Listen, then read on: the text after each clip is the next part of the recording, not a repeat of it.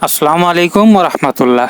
Ashifa health অ্যাওয়ারনেসে আপনাকে স্বাগতম। বন্ধুরা, আশা করি সকলেই ভালো আছেন। আজকে মলদ্বারের আরেকটি সমস্যা নিয়ে আলোচনা করব, সেটি হচ্ছে বগন্দর বা ফিস্টুলা ইন অ্যানো। প্রথমে জানবো বগন্দর কি।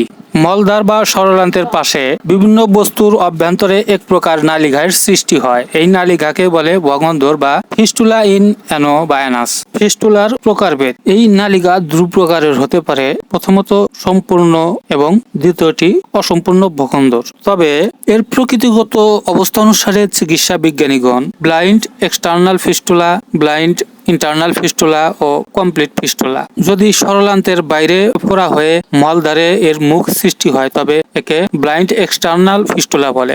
যদি সরলান্তের চর্মিক ঝিল্লিতে প্রদাহ এবং ফোটক হয়ে ক্ষত হয় এবং ওই ক্ষতের একটি মুখ সরলান্তের ভিতরের দিকে থাকে এবং অন্য মুখটি মলদ্বারের বাইরে থাকে তবে তাকে কমপ্লিট ফিস্টুলা বলে। যদি সরলান্তের ফোটক ও ক্ষত হয়ে সেই স্থানে থাকে, বাইরে না আসে, তবে তাকে ব্লাইন্ড ইন্টারনাল ফিস্টুলা বলে। ফিস্টুলার কারণ।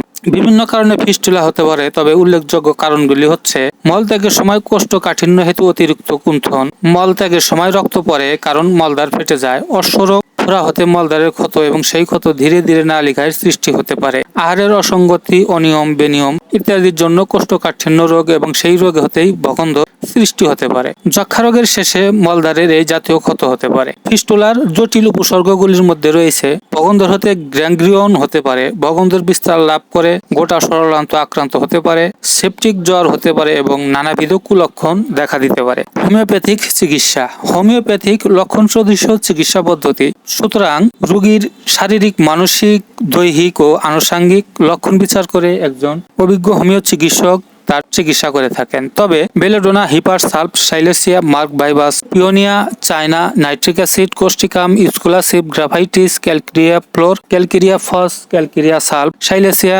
ইত্যাদি ওষুধগুলোর মধ্যে থেকে নির্বাচিত হতে পারে। তবে ক্যালেন্ডুলা ও হাইডাস্টিস, মাদার টিংচার সামান্য উষুম গরম পানির সাথে মিশিয়ে ন্যাকড়া দিয়ে ক্ষতস্থানে পট্টি লাগাতে পারেন, পরিষ্কার করতে পারেন। এতে করে মলদ্বারের ব্যথা এবং আরো অন্যান্য উপসর্গগুলি কমে যাবে।